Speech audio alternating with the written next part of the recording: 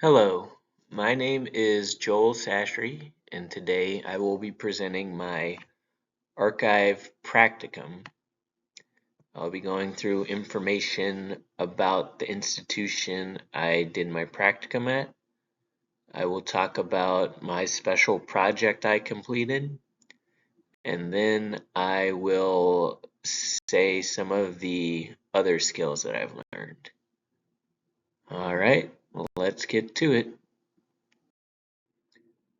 I completed my practicum at the University of Louisiana at Lafayette Archives and Special Collections Department, located in Lafayette, Louisiana. The archives and special collections are located on the third floor of the Edith Dupree Library in the Louisiana Room. It is currently staffed by 2 archivists and 2 library professionals. It also employs many student workers.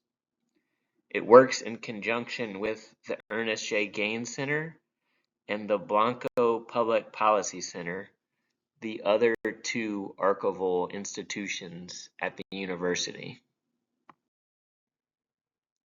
The institution houses many different collections, including the University Archives, which houses the archival records of the University of Louisiana at Lafayette from its inception to the present. The Acadiana Manuscripts Collection, which contains collections of personal or family papers, business or organizational records, photograph collections, oral histories, and much more related to the Acadiana region and southwest Louisiana.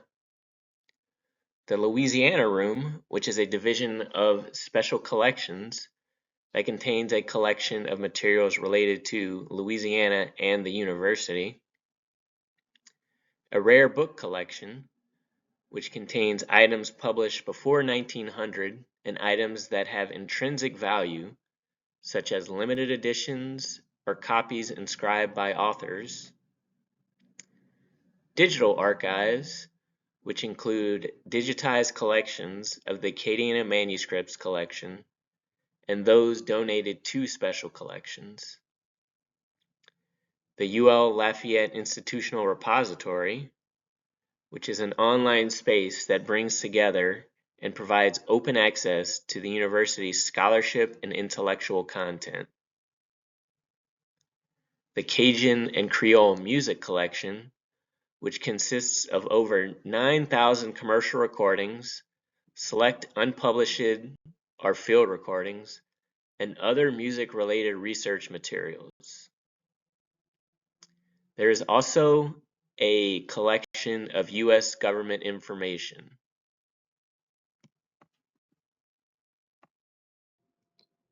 Here are some highlights from the policy and mission statement for the archive. The archive specializes in materials centering on the American South and southwestern Louisiana. It holds the archival records of the University of Louisiana at Lafayette, including university presidential papers, academic and administrative offices, budgets, publications, and student organizations.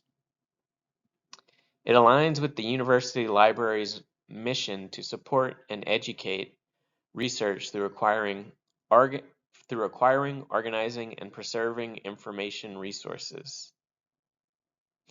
It is open to all researchers who present a proper identification. Materials are non-circulating but may be loaned on a case-by-case basis with completed loan form and necessary approval. Many different types of materials are housed within the archive, including government documents, microforms, rare books, sound recordings and moving images, photographs, maps and blueprints, monographs and manuscripts, newspapers and periodicals, and artifacts, in addition to the many items that are digitized on the digital databases. For my main project during my time at the University Archive, I was tasked by the head archivist, Scott Jardin, to process an addition to the Warren Perrin collection. They already have a collection of Warren Perrin's papers, and these were recently donated by him. Warren Perrin is a lawyer and activist who was born in Erath, Louisiana, and now resides in Lafayette, Louisiana.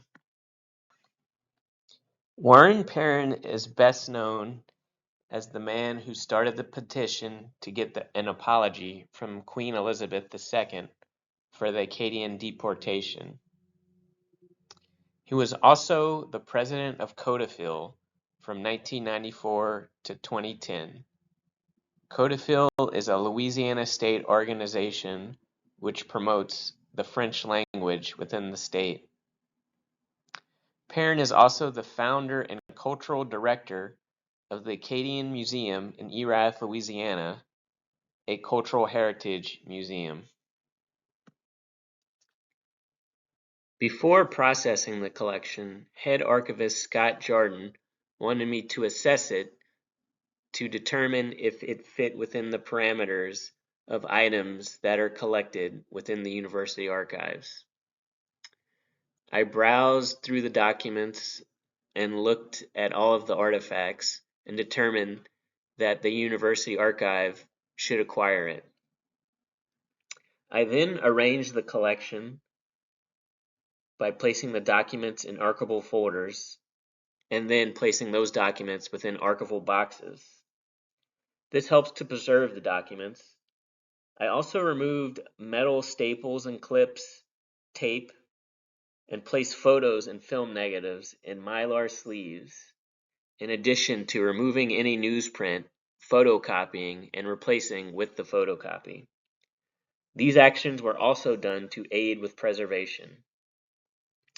I wrapped the artifacts in archive-safe paper with identifying tags and placed them in archive-grade boxes. I organized the collection alphabetically by the title of each folder, followed by the artifacts.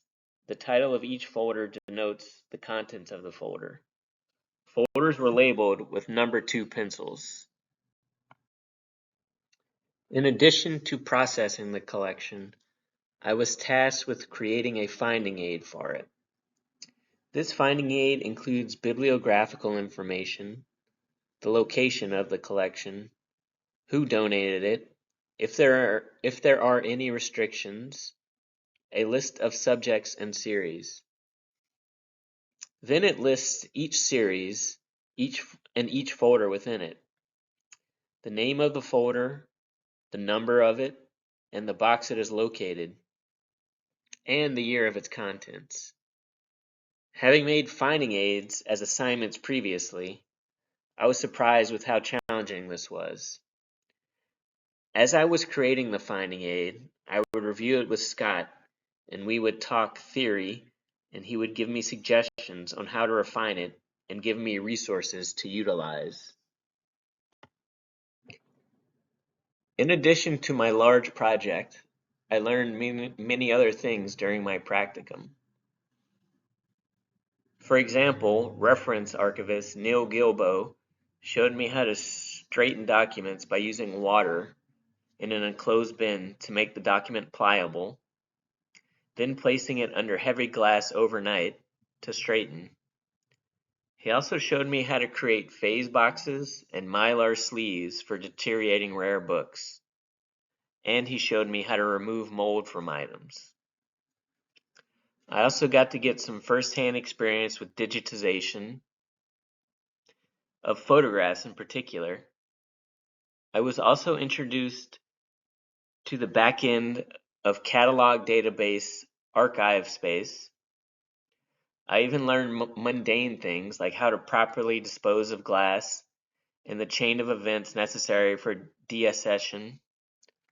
I also learned about many great archival resources like DAX, SearchFast, EDA, and archival suppliers.